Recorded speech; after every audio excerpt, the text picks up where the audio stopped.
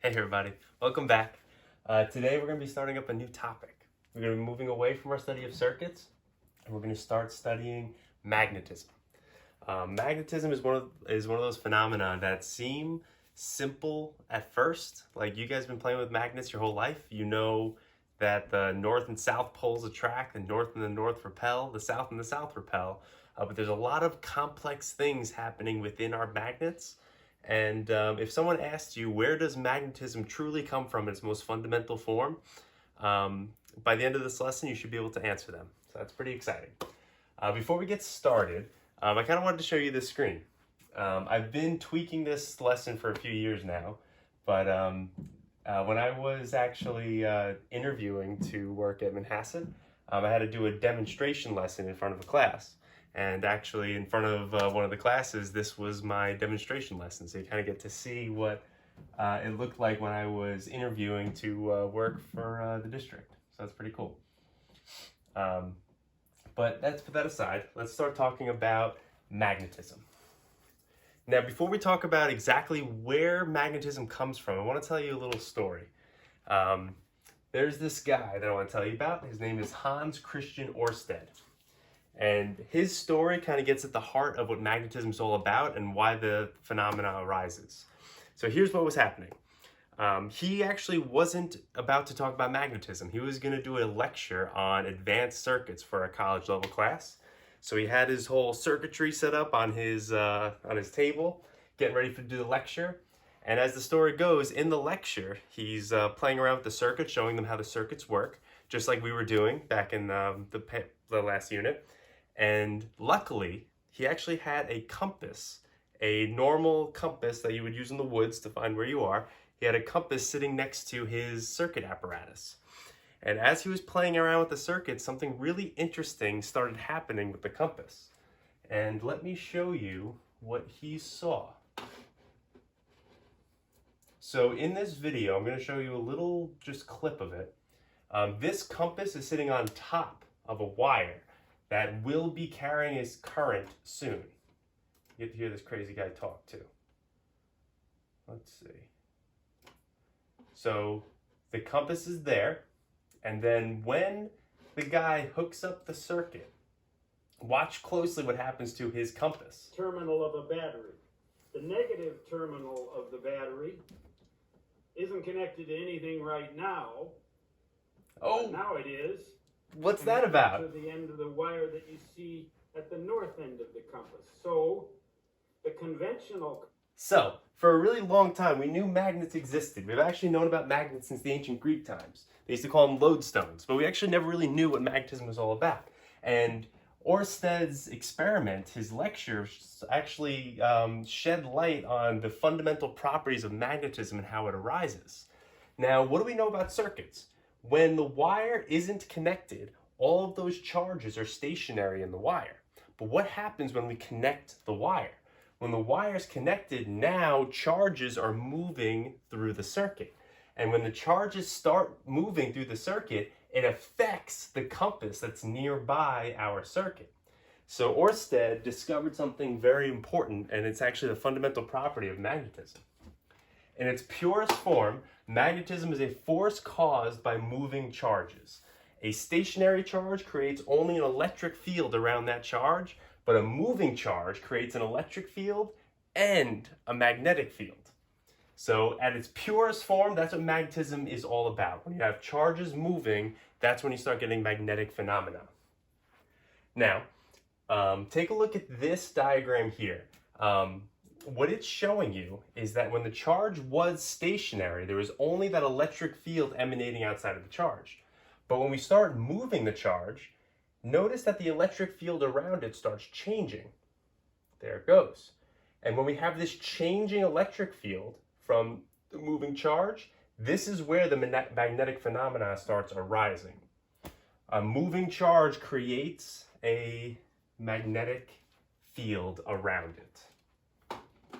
Okay, so that's magnetism at its purest form. But it doesn't really explain what's going on with permanent magnets, right? I have this bar magnet sitting in front of me. I don't see anything moving inside of the bar magnet. So why does the magnetic phenomena arise when we have a permanent magnet? Well, for this, we're going to have to zoom in to what's going on inside of this little piece of metal. Oh, by the way, I'm going to be posting this video. Usually I would show this in class, but this video does a great job of explaining how permanent magnets work. But you'll see that in a little bit. Okay, so when we have a permanent magnet, what's going on inside of the magnet is, if we really zoom into what's going on at the atomic level, you guys know from chemistry and some of our discussions that there's nothing really stationary inside of any normal object, right? Everything's jiggling around, and even at the atomic level, you know that those electrons are whizzing around the atom, and those electrons are whizzing, they're moving around the atom.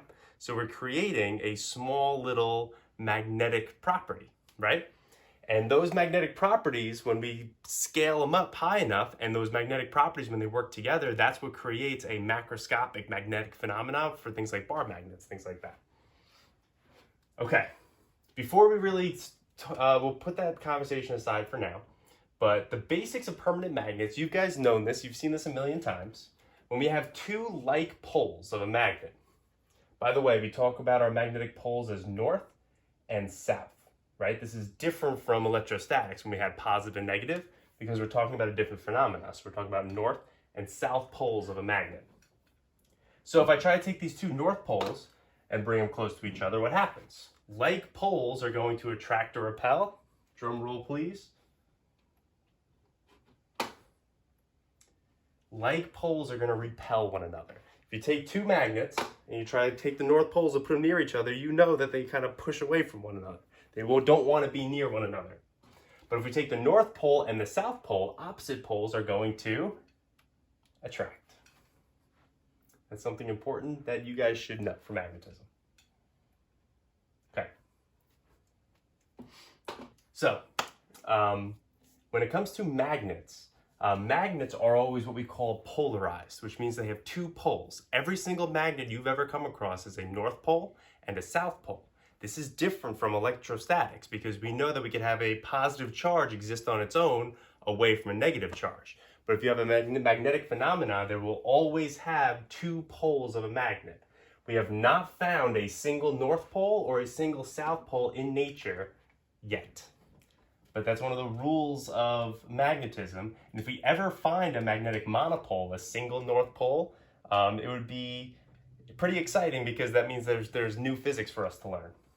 But as it stands right now, all magnets are polarized. But you guys are clever. So you're like, all right, Mr. Hatzfeld, I'm going to take my magnet, I'm going to chop it right in half. Now I have a North Pole and I changed physics forever. The thing is, if we take our magnets and we cut them in half, we actually end up with two new magnets with now two new magnets, each with a North Pole and a South Pole. So we have our bar magnet, we chop it in half. We now have two bar magnets with each with a North and a South Pole. Now if I take these two magnets and chop them in half, now I have four little magnets, each with a North and a South Pole. Magnets will always have dipoles, a North Pole and a South Pole. Okay. So bringing back that discussion from before, what's actually going on inside of these bar magnets or these permanent magnets. Permanent magnets can be made out of what we call ferromagnetic materials. Ferromagnetic materials are any element from what we call the iron triad, which is iron, nickel, or cobalt. So talking about, again, what's going on inside these magnets, we have these atoms that are whizzing around, but the thing is, in most atoms, the electrons are paired in such a way that the magnetic properties kind of cancel each other out. But if you look up your periodic table, you'll see that these elements in the iron triad are kind of smack in the middle of the table. So we have electrons that are unpaired. And when we have those unpaired electrons, now those electrons can start working together. I'm getting a little more complicated than you need to know. But those electrons can start working together to create a magnetic phenomena. There's nothing canceling out their properties because they're unpaired electrons. So when you have those electrons working together and you have groupings of electrons working together, moving in the same way to create this magnetic property, and then you have groupings of atoms that are creating this magnetic phenomena, that's when you get a macroscopic magnetic effect. This is why a piece of wood won't be magnetic, a piece of plastic won't be magnetic, but we can make these materials, iron, nickel, or cobalt, we can turn them into magnets because at every level, from the microscopic levels, from the atomic level, all the way up to the structure of the whole object, the subatomic particles and the atomic particles and the groupings all work together to create a magnetic property. So that was a lot, I guess. Rewind the video a little bit and hear me explain it again. So in a non-magnetic something, if I have a piece of wood, you have magnetic domains that are not aligned. All of those electrons are not working together. Those atoms aren't working together to create a magnetic property. But if you have a magnetic material, basically all the tiny little magnetic properties are all working together to make a full object that has a north pole and a south pole. So all objects could have microscopic magnetic properties if the atoms are built the right way, but we need all of the groupings to work together to have a full-on permanent magnet. So taking everything we've learned so far, this diagram below represents a 0.5 kilogram bar, that's this one, bar magnet, and a 0.7 kilogram bar magnet here. And they are a distance of 0.2 meters apart from their centers. Which statement best describes the forces between these bar magnets? This was actually a question given on Regents one year. So take everything you know about the magnetic properties we've discussed and the gravitational properties that you've learned way back in the day, in the before time, and which answer best describes the situation here? Is it that the gravitational force and the magnetic force are both repulsive between these objects? The gravitational force is repulsive and the magnetic force is attractive. The gravitational force is attractive and the magnetic force is repulsive. Or the gravitational force and the magnetic force are both attractive. So let's take what we know. When we were learning about gravity, did we ever talk about gravitational repulsion? We didn't. We know that everything with mass is going to be gravitationally attracted to anything else with mass. So we could already get rid of some options here. We need the gravitational force to be attractive. But what's going on with the magnetic force? Well, if you look closely at these bar magnets, we have two north poles near one another. North poles do not want to be near one another. So the gravitational force is going to be, gravitational force is going to be attractive and the magnetic force is going to be repulsive. So the correct answer is choice 3. That's not so bad, right?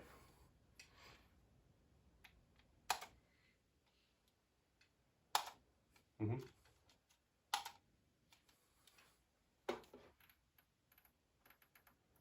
Cool. All right. So before we go ahead and talk about the magnetic field, how do we create these magnets? Well, those domains, like we said, have to be all aligned inside of the magnet in order to create a magnetic effect. So those lodestones that the ancient Greeks found, what happens was they were sitting inside of the earth for a long enough period of time. And as you guys know, the earth is actually a giant magnet. So because these stones were sitting inside of Earth's magnetic field for a long time, those magnetic domains actually started aligning after a long period of time, and they held their alignment. That's why we call them permanent magnets, because they can hold, those domains can hold their alignment for an extremely long period of time. Okay.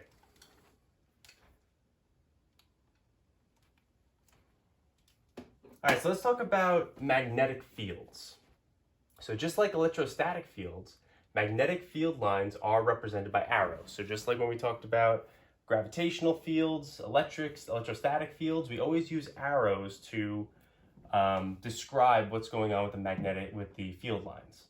But unlike electrostatic fields, magnetic field lines are generally drawn in loops.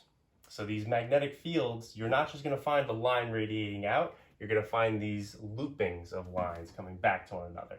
And arrows are drawn out of the North Pole and into the South Pole. So let's get those rules in our head for a second. We know that we have to draw arrows and we have to draw magnetic field lines in loops out of the North Pole and into the South Pole. So, using that information, can you draw the field? Can you draw the field around this standard bar magnet? Well, lines have to come out of the North Pole and into the South Pole. I'm going to do something that I'm probably going to regret later, but I'm going to draw on my TV. Yeah, it's going to be fine. So we have to draw the lines out of the North Pole and into the South Pole. And they have to come in loops. So, let's start at the North Pole. We would have to draw a line that kind of comes out of the North and into the South. Notice that there's a closed loop here. We could draw little arrowheads. There you go. And notice the field lines even go through the permanent magnet. We can draw another field line over here. There we go. Comes out of the North Pole and in to the South Pole. There we go. I'm going to fix this one. Cool. And we can even draw more loops too. Because as you guys know, there's an infinite amount of field lines. When it comes to any type of field, we can't draw all the lines because there's too many. We'll be here too long. But we can draw a few. But this is how the magnetic field looks. And you might be asking, how do you know this? Did I just make this up? Well, the thing is, we could actually map out and see how these magnetic fields work. We can take a magnet and we can put objects nearby that magnet that are affected by a magnetic field. I don't know if you've ever done this before. I'm sure you have. But if you have a magnet, you could go near a paper clip, and the paper clip is going to stick to the magnet. The paper clip is not ferromagnetic though, because the paper clip, even though it's influenced by the magnetic field, as soon as we take it away from the magnet, it doesn't become a permanent magnet on its own. Those domains, they'll align when they're near the magnet, but they'll quickly scatter again once the magnet is away. Let's, well, this is a good idea. I'm going to erase this. So I'm going to show you something. I'm going to show you a little picture of, that's not so bad.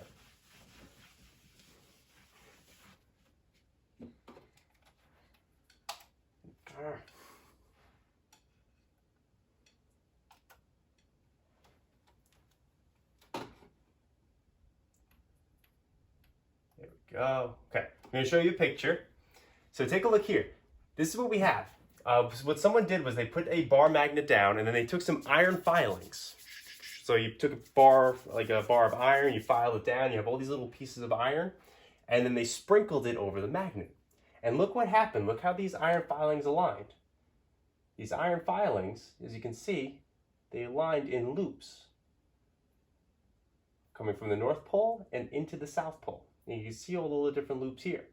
We can actually see how these magnetic fields work if we have enough iron filings around a magnet. So these magnetic fields are real. They exist, you just can't see them. But with the right tools, we can make them pop out. It's pretty cool. I think so. Okay. But what if I have two magnets near one another? We know that the north and the north are going to want to repel one another, but why? Why is that the case? What's happening between these two magnets to make them want to repel? Magnetism is a non-contact force, and as we've talked about, when you have a non-contact force, it's mediated by fields. What's happening with the magnetic field here to make these two magnets want to push away from one another, to have a magnetic force that repels these two magnets? Let's follow the rules. If we draw our magnetic fields that they come out of the North Pole and into the South Pole, right? Out of the North Pole into the South Pole in closed loops. Maybe draw these little arrows. Now you might be asking too, well, okay, so I agree with you that they're in loops, but how do we know that they're coming out of the north and into the south? Why do we draw the arrows that way? To be honest, that's kind of a convention. We could have drawn it in another way, but if we all agree that this is the direction that the arrows go in, we could better describe how these fields work. Okay, so let's follow the rules for this magnet too. magnetic fields come out of the north and into the south. Out of the north and into the south. But if I draw, I'm going to draw a few more field lines.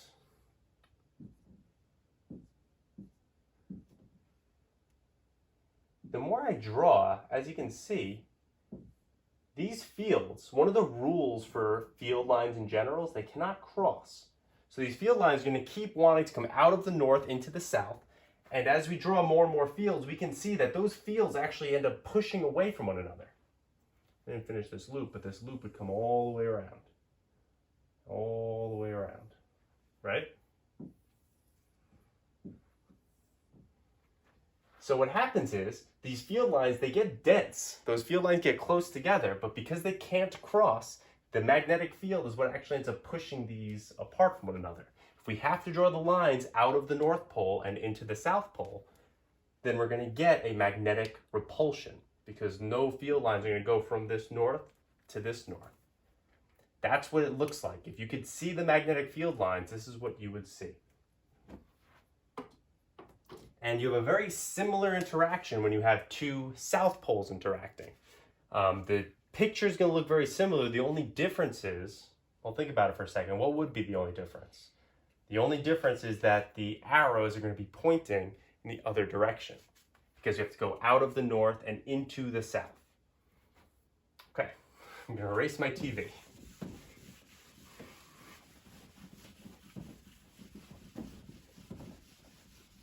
I'm going to get in trouble for this. There we go. Don't try this at home. Okay. So we followed the rules, we drew the magnetic fields. But can we actually see these fields? Again, what we can do is we can take these magnets, put them near one another, sprinkle some iron filings, and these field lines will actually manifest themselves. Those iron filings will align themselves to the field. So we said, for when we have two north poles, a nicer picture than what I drew, the field lines come out of the north into the south. Out of the north into the south, these field lines want to push against one another. We can't cross the field lines.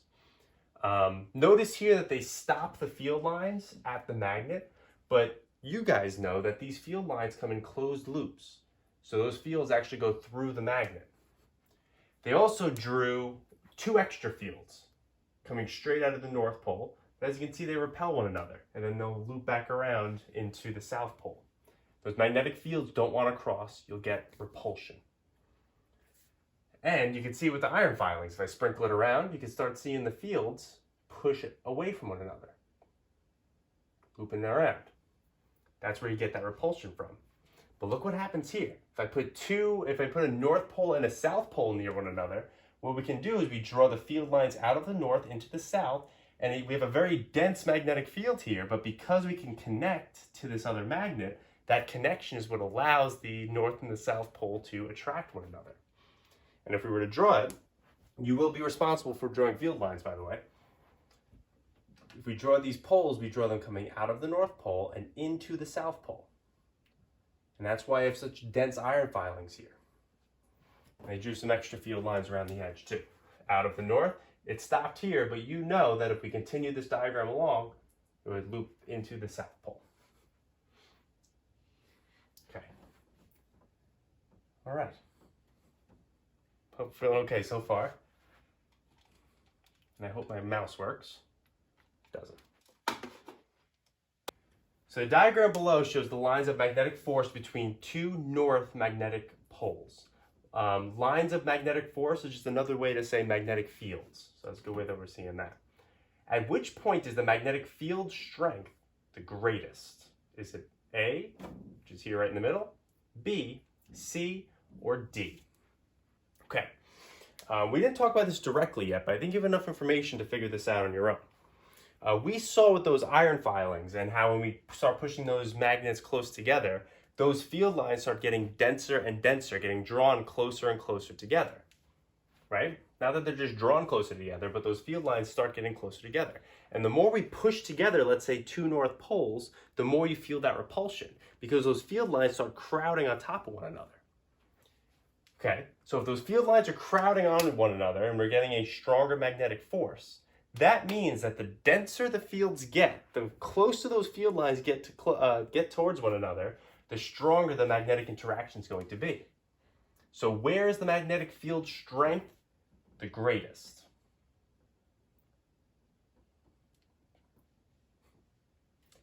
So the correct answer here is the magnetic field strength is the greatest at point B.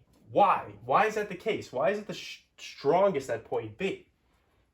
Well, as you can see, those magnetic field lines are very close together near point B, near that North Pole. And the more those field lines are close together, that's the area of the strongest magnetic field. A very fancy way to say that is the magnetic field is strongest in areas of greatest density of magnetic field lines or areas of the greatest magnetic flux density. Whoa. Magnetic flux density is just a fancy way to say that those field lines are very close together. When we get near to any one of those poles, those field lines start converging. They get very close together. So the magnetic field is strongest near those poles where you have a greatest density of magnetic fields. Okay. So let's just try 2 more questions real quick, getting this idea of this magnetic field, the direction the field goes in. And hopefully the more we look at this stuff, the better we'll feel with it. Okay. So let's take a look at the screen here.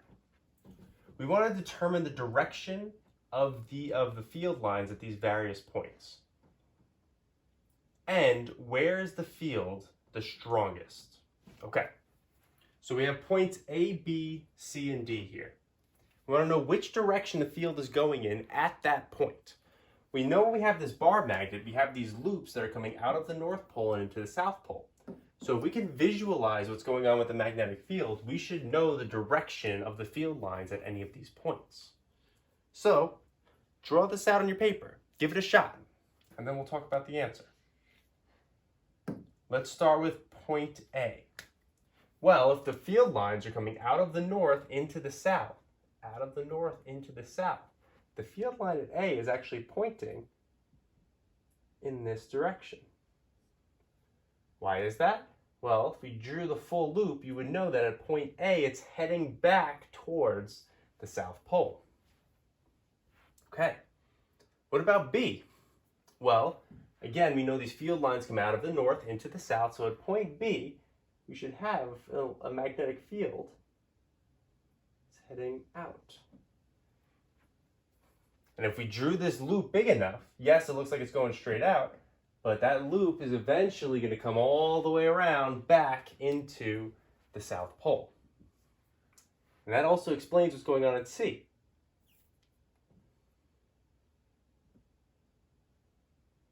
Another way you can imagine it is if I took the north pole of a magnet and I put it at any one of these points, what would that pole feel? Well, if I put a north pole here, it would feel a repulsive force. The north pole here is going to want to go away from the north and into the south. Another way to think of it is just visualize what's going on with those fields. At point D, it is heading back to the South Pole, looping out of the north into the south. That's the direction of the field lines at each one of these points. And where is it the strongest? As we get closer and closer to these poles, those field lines start converging, and the denser that those field lines are, the greater our magnetic field strength is. So it's strongest at point C.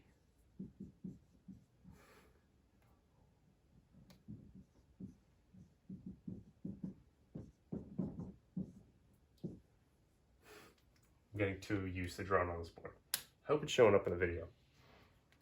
All right. Let's try one more and then we will wrap it up for today. Draw this out. So when it comes to magnetism, as you're seeing, there's really no calculations to be done for you. There is a way to calculate the strength of the magnetic force, but that's beyond the scope of what you need to know in Regents physics. Regents physics is really just qualitatively understanding what's going on with magnetism. What happens with the poles, how we can draw the field lines, We don't have to do any real calculations here. Okay, let's try this last one. The direction of the field lines. In which direction is the field lines going to be going for each one of these points? E, F, G, and H. And I want to know which point is the magnetic field going to be the strongest. All right, well, let's start with E. Here, in this case, we don't have just a single magnet, but we have two magnets that are interacting with one another. We know the field lines are coming out of the north and into the south. So you can imagine that there's a bunch of field lines looping around. And if you can imagine that loop, well, point E, this north pole is still going to be looping around. So maybe from this north pole, there's going to be a kind of a force this way, or a field that way. But from this pole, there's going to be kind of a field this way. So what happens is these two north poles interact to make the field direction at E straight up. So remember, we're drawing those loops. If I had a north pole and I put it at E, it would feel a force upwards. Those magnetic fields loop up and cause that force to be straight up. Okay, now F. What's going on with F? Those field lines loop around, and at F, we are heading back to the South Pole. G, same deal. Instead of looping up, these field lines now are looping down, causing the magnetic force to be, the magnetic field to be straight down there. And at H, out of the north into the south, I would say, we're not perfectly between the magnet, we're kind of off to the side, so I would say we're starting to loop back down, heading back towards the South Pole. And where is it the strongest? As we get closest to the poles, we know that those field lines start getting denser and denser. The greatest magnetic flux density is going to be found at point F. There's going to be your strongest point for the magnetic field out of the 4 points given. Okay. So believe it or not, we are pretty far along in our magnetism unit. A few more things I want to talk about. I want to talk about compasses and how compasses work within Earth's magnetic field. And I also want to talk about electromagnetism. But magnetism itself is a pretty tiny unit. Take a look at the notes I posted. Take a look at those practice questions I posted. There'll be more practice questions coming soon. I hope everyone's doing well, and I'll see you in the next video.